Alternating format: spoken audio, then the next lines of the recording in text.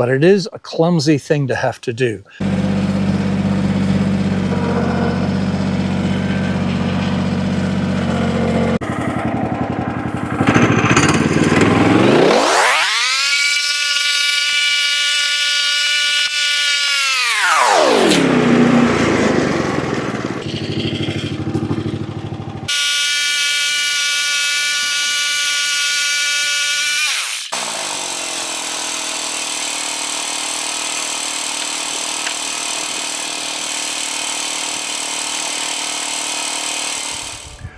Welcome to Retired for Life. I'm your host, Brian.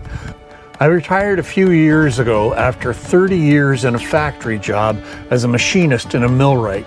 I needed to rediscover what life could really be like. When we purchased this property, the house had stood empty for over a year, and the property had been badly ravaged by poor logging practices. Since my retirement, I've been working to renovate the home and restore the surrounding forest to its natural beauty and attract wildlife back to the property. Join me as I learn about nature and working with wood to create the backdrop for this new chapter of our lives. Well, hello YouTube, and welcome back to Retired for Life. So today we're going to run the sawmill for a little bit. So I have got 3 of my 10-footer logs here. I've got 5 that are actually ready. Now I've peeled the bark off of them because they have been sitting since, early summer, late spring. And this is pine. Now pine is an amazingly rot-resistant wood if it's got the bark peeled off of it and it's not sitting in water or mud or that kind of thing. It will really last quite well. So these are some pine logs, 3 pine logs we've got here that we're going to take up and start working on. So I've been running my sawmill for about 4 years now, a little over 4 years. So what I thought we would do is take advantage of this opportunity, and we're going to talk about some of the tips and tricks that I have come up with the sawmill, and some of the things that I really like about the Woodlands Mill sawmill, and some of the things I don't like. So I have been fortunate enough to have access to a really good source for these pine trees. We're taking out trees that are about 100 feet tall, so they've been growing for a long time. So this is for me just a bit on the small side. So at the big end here, we're 14 inches and 13 inches at the far end. This one is a good size. Now I have had to actually go at it with the sawmill and trim it down a little bit just to make sure that I can actually get it into the sawmill. So with the slabs cut off of it here like they are, my small end here is 17 inches. So this log does a real quick flare out. So we'll have to consider that when we're setting it up.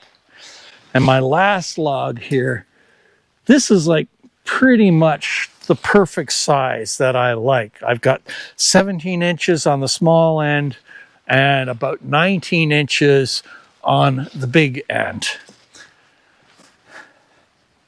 So you get lots of lumber out of these. You're not taking logs off every couple of minutes type of thing. You're doing a lot of sawing with each one of these logs, and you get a lot out of it. All right, so let's start getting these logs up to the sawmill and on the log bunk, and then we'll have a look at the saw. So as I was saying, pine is kind of a funny material, very rot resistant in the right conditions. And it also can be kind of tricky to work with. When you've got a pine log sawed up, at least in this area, I don't know whether this applies everywhere, there is a beetle around that will get in to your pine log and start burrowing through the bark and into your log and really make a real mess out of your log. Now that only seems to happen with pine, But if you get the bark off of it, as I did with these, then the beetles don't bother with it. So it's kind of weird, but it is something that you've got to take into consideration if you're sawing up pine logs. My advice, saw them up right away. Once they're cut, get them on your mill. Or strip the bark off of them. Now, if you're doing something like what I'm doing, which is handling these logs with a subcompact tractor, you've got to be really careful. These tractors are narrow, they're not hugely powerful, and they can be tippy. Keep your log close to the ground when you're moving it around. Don't lift it up high until you really need to put it into your sawmill. And make sure when you're doing that, you're on level ground. You don't want to give this type of tractor a chance to tip.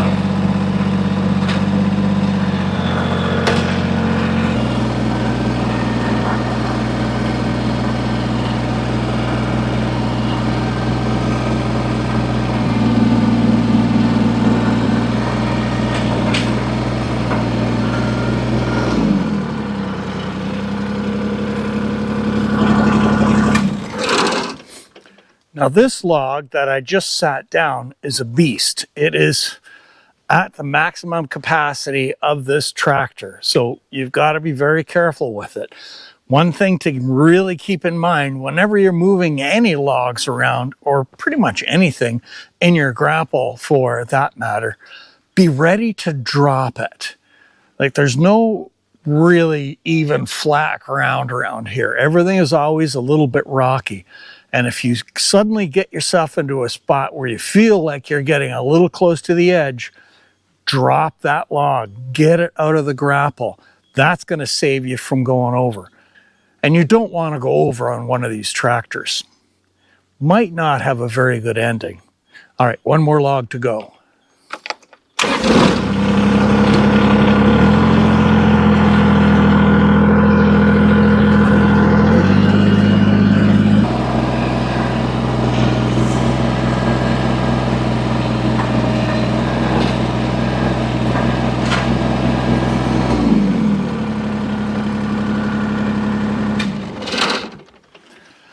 So one of the things I like to do is I set up all my logs with the small end to my left side. And we're going to go over to the sawmill and I'll show you why I do that. So I do have a relatively small area that I'm working in. And from the research I've done, the people I've talked to, some very, very experienced sawyers have told me that the best way to cut your log is to cut it with the small end facing your head, which is why I've got them piled up the way that I pile them on my log bunk. So that way I can pick them up, back around, get into position, and I've got the end I want facing the head. Now, the reason that they say you want to do that is because if you think about your tree, your log, the branches that are coming off of it are generally going up kind of thing. And logs this big, sometimes some of the branches are quite a good size. So what they are saying is that if you come at the log from the bottom of the branch where it's curving away from the blade will have more of a tendency to wander up because that knot area, which is where your branch is is a lot harder than the rest of the log. So it's going to want to deflect that blade away. And unless your blade is really sharp and you've got a good tension on it, you've got a chance of ending up with a wavy log. Now, if you've got it the other way, basically, as I was saying, the small end, your branch goes up like this. When your saw blade comes in, it's going to have more of a tendency to want to hang on and continue straight rather than deflect up, just because of the angle of the grain and everything. And so far, I have not seen anything to disprove that. I have been quite pleased with how that works, so that's how I continue to handle all of my logs on this mill, unless it gets to the point where you can't really tell which end is which. That can get tricky sometimes when you're taking your logs out of the middle of the tree. All right, let's have a closer look at the sawmill now. So now is the start of the sawmill season for people like me. I don't usually run my sawmill through the winter, never have, don't really plan on doing it. So there are a few things that you want to check before you start cutting your first log of the year. You want to make sure that everything is still level. Make sure that you have got fresh oil in your machine, you've got lots of gas. I always like to start with a fresh blade because why not? I've got lots of blades. The last blade I used has obviously got some time on it. And I don't leave a blade in the mill over the winter. I always take them out. If you leave it in, more than likely that blade's going to get pretty rusty over the course of the winter.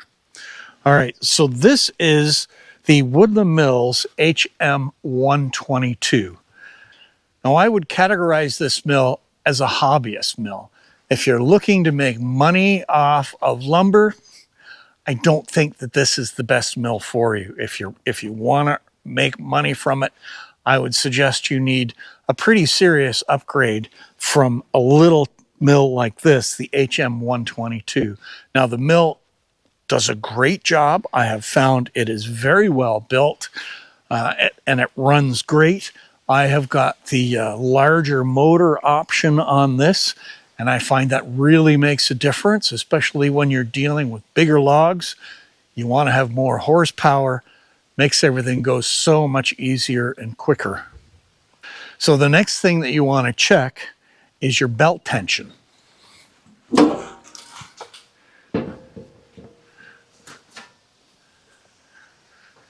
This is one of the things I do not like about the Woodlands Mills sawmills, or at least what I've seen on this one. I'm not sure whether they're different on the other mills that they have.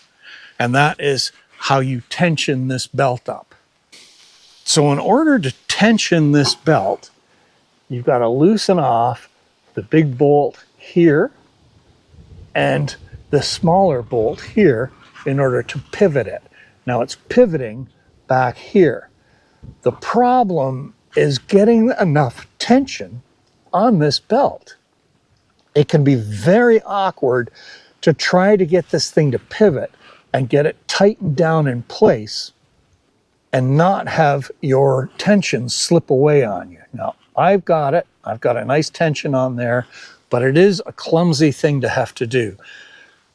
Now, for Woodlands Mills, if it was up to me, and I have seen this done on a lot of machines because I am a retired millwright, I would have a tab on this arm here and a block with a fine threaded, say, 1/2-inch bolt or equivalent of in metric bolted down here so that you can tighten that bolt, push up against this tab, and get this thing to pivot nice and easy. And it's going to stay in place and give you a chance to tighten the bolts up rather than having to fight with it. And I am never really totally satisfied with the tension that I can get on it when I'm doing this by myself. The other thing I want to show you is how to deal with blades. Now, I have seen people struggle with this. Sometimes you can just leave the blades out like this, hang them up kind of thing like that. when I get my blades, they usually come in a long box and they've got something that holds them together in around there. But if I'm taking my blades out for sharpening, or if I'm just storing them kind of thing, I find that takes up a lot of room. And the person I take my blades to for sharpening does not like getting them like this. So it is really easy to make this a lot smaller. So I've got a hold of this blade with the teeth facing out. That's important. Teeth facing out. I'm going to just set it down on the ground, put my foot on it there, and then I'm going to start pushing down and rolling it with my thumbs. As I go down, I'm going to sweep out, roll, and the blade comes popping in. And it's really pretty easy. But make sure you got the teeth facing out, because when that blade pops in, you don't want the teeth popping up against your shins. That would hurt. Now, dealing with a new blade,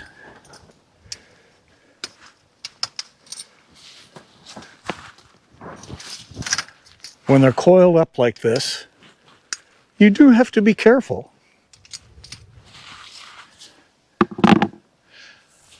Because when they uncoil, if you try to hang on to it, you've got a chance of these teeth grabbing you. This is sharp. This blade is really sharp because it's a brand new one. So what I like to do, just to be on the safe side, I'm in an area here where I'm just on grass. There's no rocks or anything. So I'm going to take this blade with the teeth facing up, and I'm just going to toss it out in front of me. And it's uncoiled. Didn't catch me. Didn't scratch me. I don't have a blade hooked to my shins or my forearm. And there you go. It's ready to go. Now, it is possible to have your teeth on the blade actually the wrong way around kind of thing. So you've got to make sure that you're putting your blade on the right way. So on this sawmill, this is running in this direction, counterclockwise. So the saw blade that's doing the cutting, the part of the blade that's doing the cutting, is pushing up against my stops.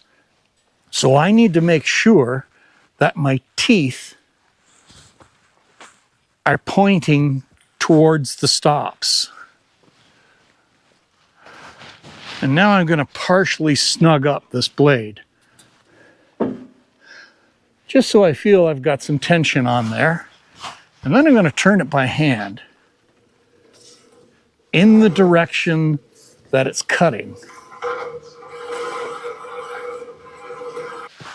So on this saw, you want to make sure you have a little bit of clearance in between the pieces that hold the blade top and bottom. And you want to make sure that you got just a bit of clearance on the bearing that's on the back that holds your blade straight. So as I spin this blade, I'm not really hearing anything. I can reach behind here and move these bearings freely. They're not touching or anything like that.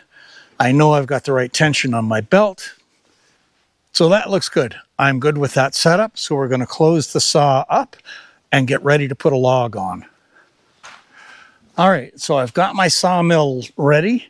I've got my toe board in place, my clamp in a position where I can lift it up. I've got my cant hook right here where I can grab it. I've got my stops pretty much all the way up. And I've got a wedge setting in place for either end. So when I put this log in place, I can let go of it and then put a wedge in it and not have to worry about it rolling off until I'm fully set up and ready to go. Logs aren't necessarily straight. They'll have a bow in them. And when you're working by yourself, like I do all the time, you got to take the extra precautions to make sure that you're not wearing this thing on your foot. All right, let's get the tractor running and get our first log up into place.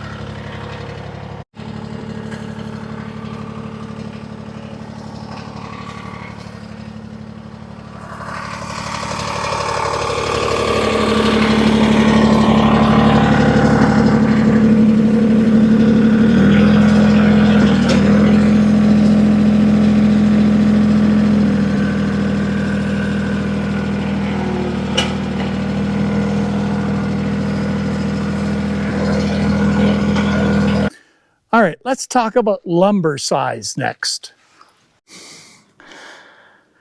So this sawmill came with these two magnetic strips for setting up to cut your width. Now, I fooled around with these for the first year and a little bit on the second year, and then I just kind of got fed up with them. Now, I understand how they work. What these do is they allow for the thickness of your blade. So as you're cutting, you can cut a 1-inch board, go down 1 inch. It allows for the thickness of your blade, and your next board will be 1 inch. So these two are set up for different thicknesses that you're cutting.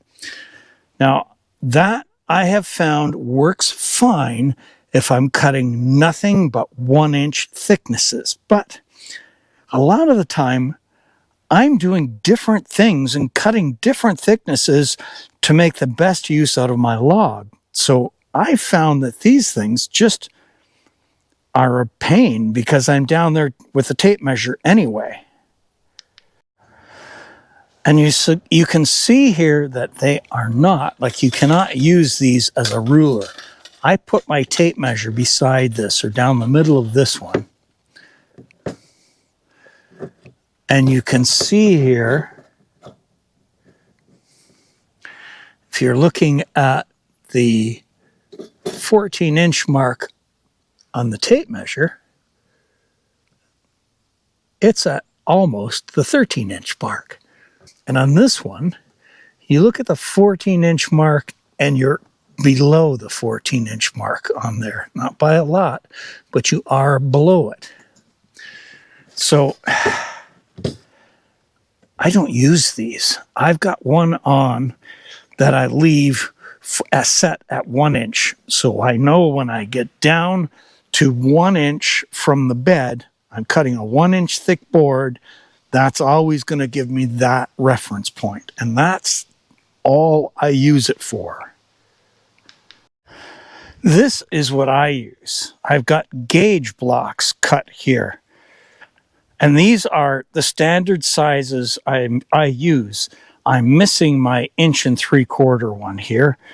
But these are all the others that I have got lined up. So I've got a 3/4. I've got a 3/4 and a 1 inch. I've got a 2, 3, 4, 5 5/8.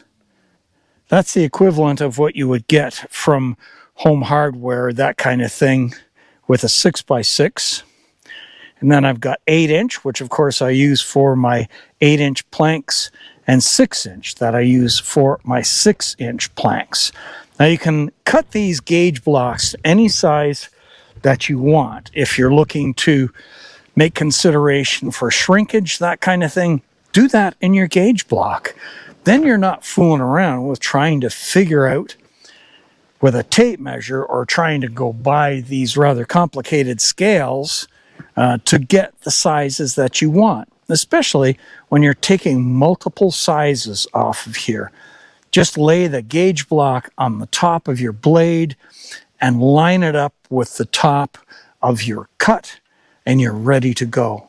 And I find that that is very, very consistent. And like I say, cut the gauge blocks to whatever size you want. And it really works well. All right, folks, I've checked to make sure I'm not going to hit my backstops here. I've used my toe board to lift the one end of this up just 1 inch. It's sitting pretty level, so I can't complain about that. I've got my clamp in place and we're ready to go. So let's get the saw started up and we'll start making a cant. I want to make sure I've got the right tension on my blade. That is very important. So what I'm cutting for right now is board and battens for the back of the house.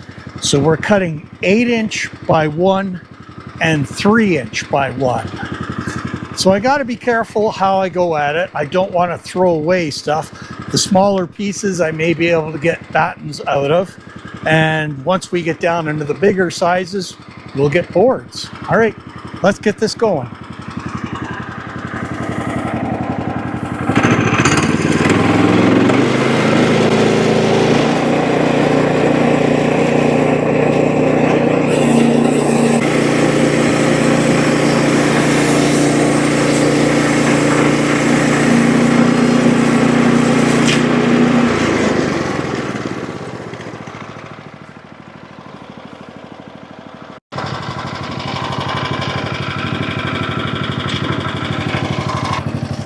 So when I measure this, I can clearly, very easily get a couple of 3-inch wide boards out of this.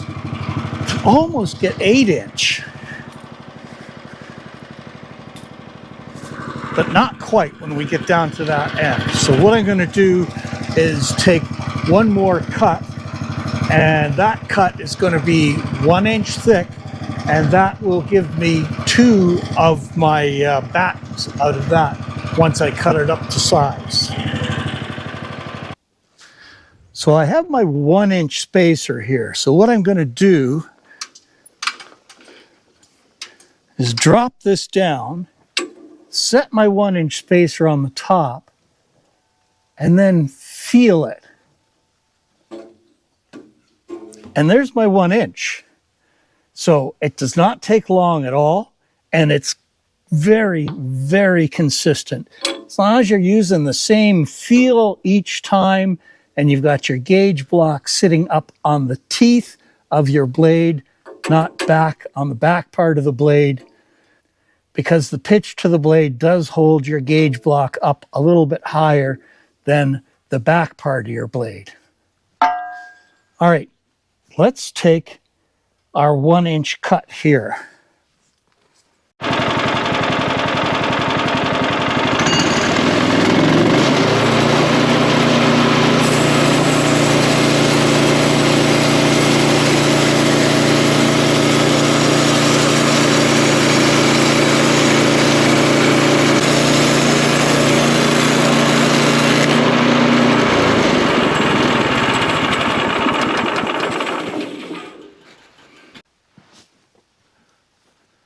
So this is my sorting table, and I find this really handy to have. It's at a nice level. I can stack my wood up on it, especially boards like this that I still have to trim off. They've got to go back into the sawmill. So this is made out of 2x6s and 2x4s that I did my preservative spray on. And the white tubes that you see came out of an old storage tent like this. And that makes it really easy to slide stuff back and forth over top of this table. And it is really, really handy to have. So if you're going to be doing this kind of work, I would suggest a sorting table like this. It is so handy. So it's time to cut the next side for this. So the way I like to handle a log, especially bigger logs like this, is I'll get my first nice flat surface. Then I'm going to flip it over onto the surface with my toe board down and take a cut off the opposite sides. So that now gives me 2 parallel sides to work from in order to get things square. And I have found that it is worthwhile taking the time to get your cant square when you're starting out, because everything else from that nice square cant, all your boards are going to be square as long as you're dropping them down onto the bed properly and you don't have stuff underneath your cant. Your boards will all be square. Always makes it so much easier to work with square material. All right, let's get this flipped. So this sawmill, being the hobbyist sawmill, does not have anything on it that's going to help you flip this log over. So you got to be pretty careful about how you do it, and you got to have a decent cant hook. You're not going to turn this thing without a cant hook. I have broken a cant hook before, so I went with this one. This is the Wood Miser hook, and it's steel. So I'm not worried about it breaking. And it's got a galvanized hook on it. All right.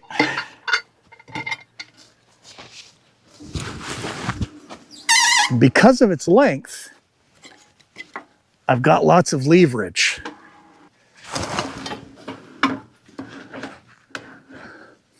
So I'm just about over now.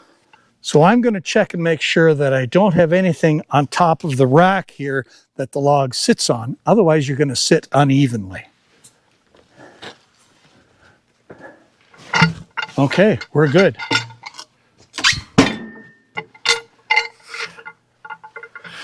Now I've got a couple of hooks on this side of the support for my bed that I can sit my can hook in. Then it's just right here when I want it. The other thing I wanted to mention is this crib that I've built up that the track sits on. I see a lot of people put these directly on the ground. Yeah, you don't have to lift things as high and that kind of thing, but I've got the tractor. The tractor will lift stuff. And having this propped up like this just means that much less bending that I have to do. I'm not a big fan of having to bend. I'd rather have the machines do the work for me. So I have got this sitting on a 20-inch high crib, and I find that just absolutely perfect for a working height for me. I'm not bending down. I'm looking at it at a reasonable height. It's right here. All right, let's cut our next slab off. All right, so I've been doing some measuring on this before I take this cut to see what I can get out of it. And right now, it looks like my best use is going to be an 8-inch thickness and then a 3-inch thickness on top of that. So I'm going to take this cut, keeping that in mind. And when I've got that off, if it looks like that's going to work, then I'll cut the 3-inch piece off, and then I can set the 8-inch and the 3-inch up side by side and just start cutting 1-inch boards. So let's see how this looks with this next slab cut off. Hopefully that's going to work. Now this thing is so heavy here. Now that I'm down on a flat surface, I'm not worried about this moving around, so I haven't bothered to put the clamp on. This is just not going to budge.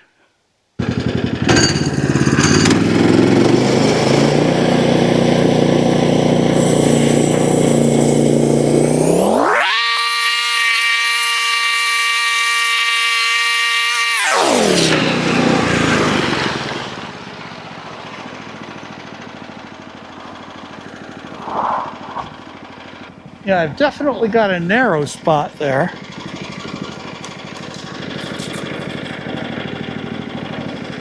I'm 6 inches wide. All right, I'm gonna roll this twice. I don't wanna put this side, 3 times I guess. I don't wanna put this side against the stops because I don't have a big enough face there. The side that's facing down right now, I want it to go against our stops. We have a better chance of getting good square.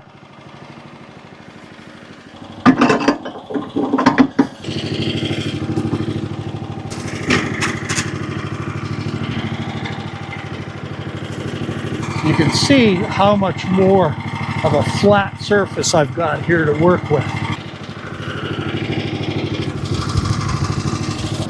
All right, I'm gonna drop this down just a bit.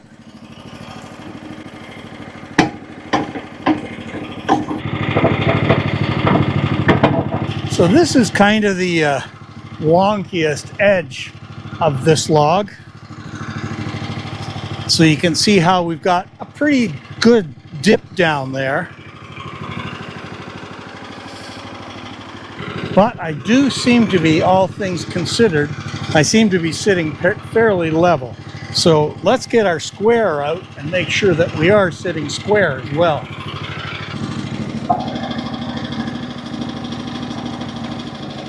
Nice, we are right on. Now, because we are back down on this curved surface, I'm using my clamp again to make sure this isn't going to move around on me.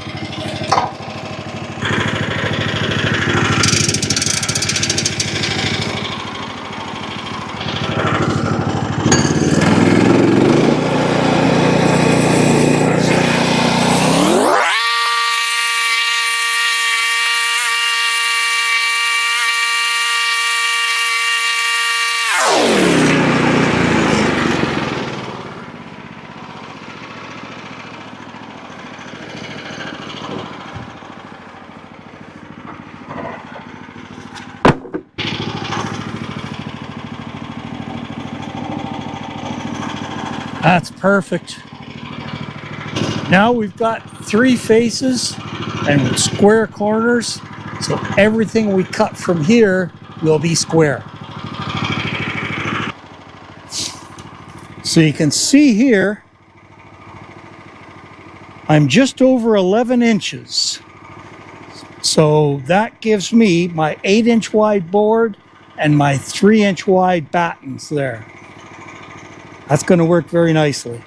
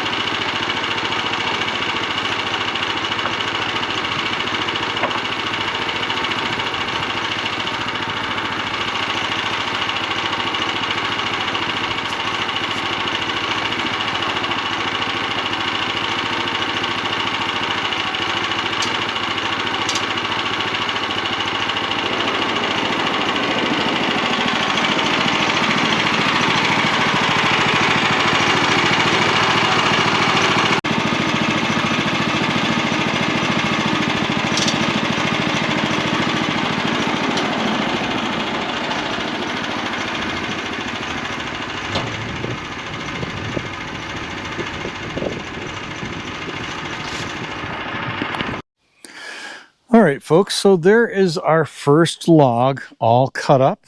Now that did really well. I have got 10 8-inch by 1-inch 10-foot long boards, and underneath that weight I've got 11 10-foot long 1x3 boards for the battens. Okay, so I've got one more thing that I want to talk about with you. And that one more thing is lumber size. What size do I actually cut my lumber to?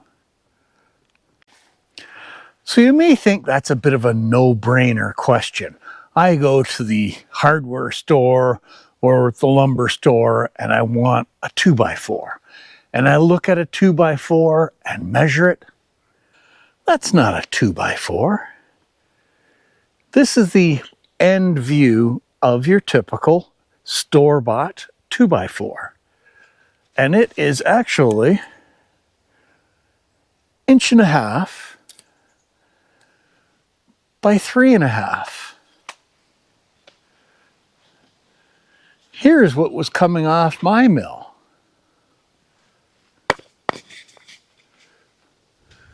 Look at the difference in that. Now, which do you think is better? Now, my immediate thought was this is better. This is going to be stronger. This is actually a 2x4. But this stronger 2x4 or 2x6 or 2x8 whatever it is you're cutting could get you into trouble.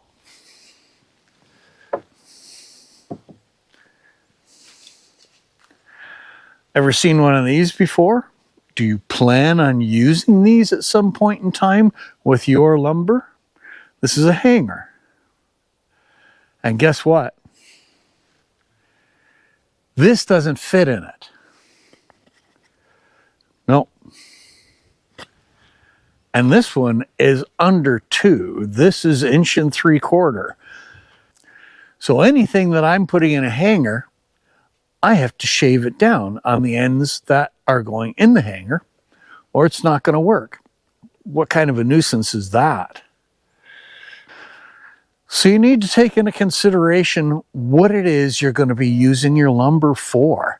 If you are going to be putting it in hangers, well, 2-inch might not be such a good idea.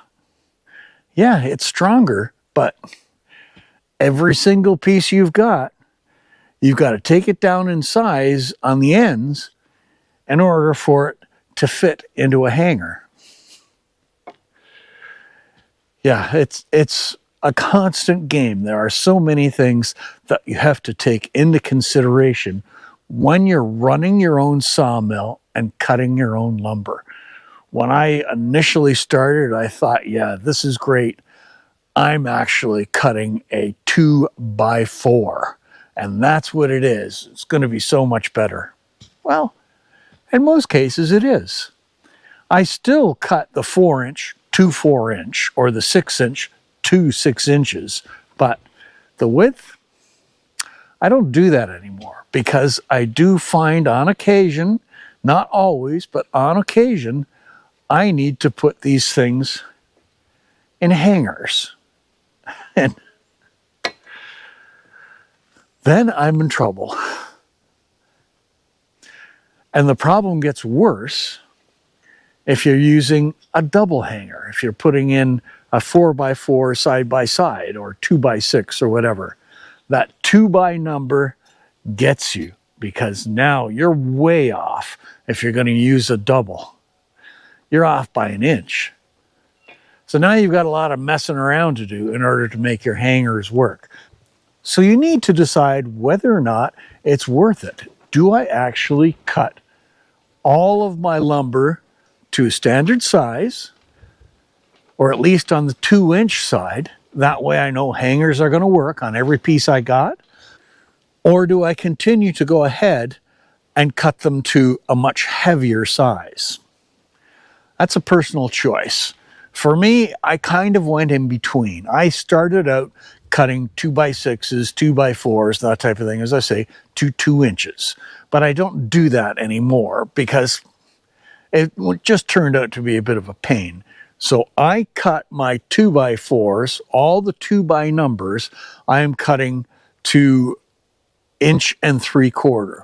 After shrinkage, usually down to 1 5/8 inches. And then this will come pretty close to fitting properly without too much struggle. As long as I'm not using a double, then I've got to make some modifications still. And that's fine. I'm willing to make that sacrifice for that, just to get what I consider a bigger, stronger piece of lumber. But that's your choice. How often are you going to be putting these things in hangers? Maybe you'll never do it. Maybe you'll only do it on occasion. So, just another thought for you.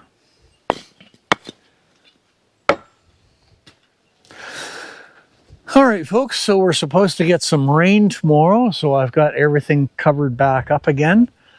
And we'll get back to those other logs as soon as we get a break back in the weather. So I hope you have found all this information that I've been sharing with you useful. Now, I am not an expert. I have never claimed to be an expert on any of these things that I'm doing. I'm just sharing with you my experiences. If you've had different experiences, I'd love to hear from you. Let me know how things have gone for you. How has your sawmill worked out? Do you have the same type of sawmill, a Woodlands Mills? If so, what do you think of them? There's lots of different makes of sawmills out there. A lot of them are bigger and better than this, and some of them aren't. So let me hear what you think. And I would love to hear from you about the different things I've been pointing out to you through my personal experience over the last 4+ years of running the sawmill. And of course, any comments or suggestions that you have to make, I really appreciate hearing from you. And I always get back to everybody that comments. All right, folks, so that's going to be it for today's video. So thanks very much for watching. Remember to stay safe out there, be good to each other, and we will see you out on the trails the next time.